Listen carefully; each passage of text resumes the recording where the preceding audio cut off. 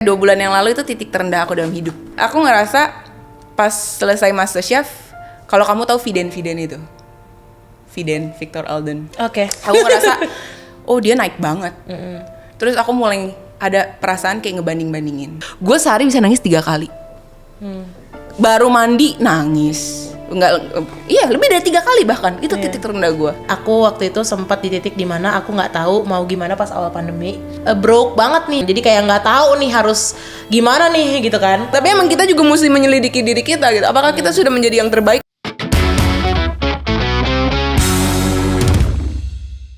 Halo semuanya, welcome to podcast Super Youth.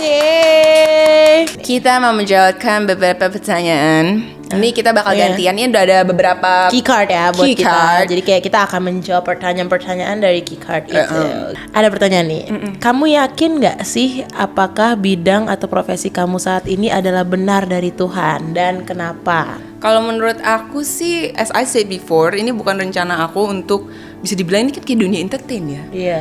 Kayak aku nggak ada rencana karena aku ngerasa dari dulu tuh enggak gitu loh, nggak ada kepikiran ke situ. Tapi karena aku selalu bawa dalam doa dan kayak aku percaya word of affirmation loh. Oh iya betul. Ya, jadi aku ngerasa kelihatannya sih ini jalan yang Tuhan siapin gitu sih buat aku. Bener. Jadi dan aku berusaha ya aku jalanin dulu sebisa aku. Ntar lihat gimana Tuhan. Kalau dari Yemima sendiri gimana? Kalau dari aku, jujur emang dari kecil tuh udah kayak ya semua orang di sekitar aku dan ya aku doa juga ya Tuhan emang ngarahin aku sebenarnya ke nyanyi. Jadi aku nggak tahu apa yang Tuhan siapin buat aku di depan karena apa yang aku dapat dari Tuhan aku harus go international. Tapi kita nggak tahu ya namanya itu kan susah banget ya, kedengarannya kayak berat banget gitu kan. Tapi aku percaya Tuhan pasti kasih jalannya gimana pun itu caranya. Tapi ya sekarang aku lagi proses berarti gitu aja sih. Boleh ceritain pengalaman kamu di saat kamu kayaknya nggak punya harapan atau titik terendah kamu yang dimana kamu nggak bisa mengandalkan siapapun sehingga mengandalkan Yesus. Kalau boleh, semoga aku nggak nangis cerita kali ini. Tapi kayak 2 bulan yang lalu itu titik terendah aku dalam hidup. Aku ngerasa pas selesai MasterChef, kalau kamu tahu Viden itu, Viden, Victor Alden. Oke. Aku ngerasa, oh dia naik banget. Terus aku mulai ada perasaan kayak ngebanding-bandingin. Iya. I know comparison is a thief of happiness. Tapi kita sebagai namanya manusia pasti ada rasa ngebandingin. Terus kita ngerasa, kok dia bisa kayak gini ya? Kok gue enggak ya? Kayak padahal gue udah berusaha maksimal ya. Kok gue enggak ya? Kayak gitu loh. Terus gue jadi ngerasa kayak kegagalan gitu loh. Dan gue jadi kayak ngerasa apa bukan jalan gue? Apa salah gue di mana? Yang kayak gitu-gitu. Terus kayak tapi gue tetap bawa dalam doa. Tapi itu tetap bikin gue stres sebenarnya. Itu titik terendah beneran. Gue sehari bisa nangis 3 kali. Baru mandi nangis. Iya lebih dari 3 kali bahkan. Itu titik terendah gue.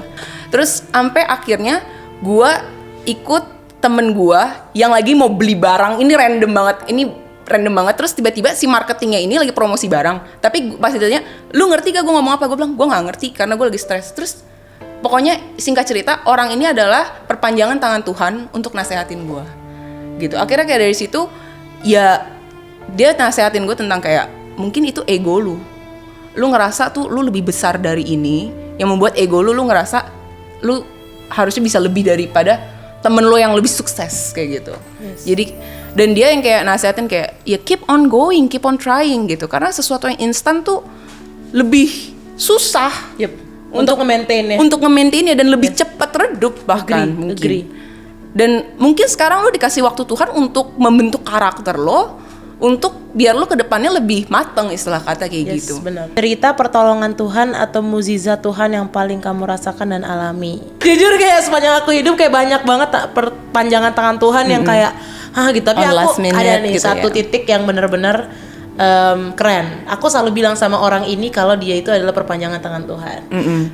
Jadi aku waktu itu sempat di titik dimana aku nggak tahu mau gimana pas awal pandemi.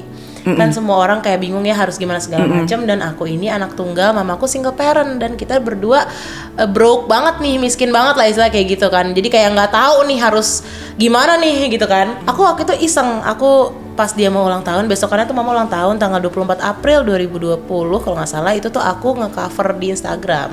Terus habis itu aku iseng, aku cover, terus tiba-tiba 25 April tuh hari mama ulang tahun, tiba-tiba aku bangun jam 10 pagi udah dengan 10.000 followers. Tadi aku 1.000.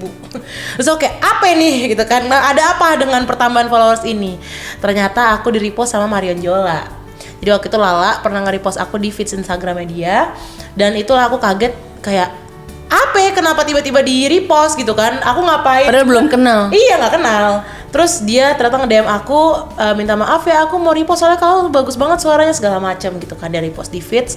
From that moment Tuhan bener-bener kayak bawa naik terus, karena aku selalu bergumul, aku selalu berdoa, Tuhan aku tuh anak tunggal dan mama tuh udah pensiun, aku harus ngapain biar kita bisa berdua makan. Aku percaya Tuhan pasti kasih kita makan, yang namanya Tuhan nggak pernah nggak mencukupi, tapi aku harus apa, karena kan manusia tetap harus berjuang, kita kan harus tetap melakukan sesuatu gitu kan, kita nggak bisa nggak usaha, kita nggak bisa cuma beriman tanpa usaha. Tuhan bukain tuh pintu, udah ever since Tuhan selalu bawa, makanya dapat undangan Indonesian Idol segala macam, itu semua dari repostan yang waktu itu Lala. Makanya setiap aku ketemu Lala aku selalu bilang, udah deh, whatever happens lu harus ingat kalau lu adalah perpanjangan tangan Tuhan buat gue. Aku selalu bilang gitu sama Lala. Jadi dia selalu mengingat itu dari aku, karena aku selalu ngomong gitu ke dia tiap ketemu. Hebat gitu sih. Merinding gue. Keren. Merinding. Halo sahabat Super Youth, kalau kamu ngerasa punya pengalaman kayak aku, alami berbagai masalah sama orang tua, teman, atau kamu lagi ngerasa terpuruk karena gagal berulang kali dalam meraih mimpi atau masa depan, kamu ngerasa minder, overthinking, dibully, atau kamu ngerasa gak dapat dukungan dari orang terdekat untuk meraih impian kamu, sehingga kamu putus asa dan mau menyerah, kamu bisa banget hubungin nomor yang ada di bawah ini.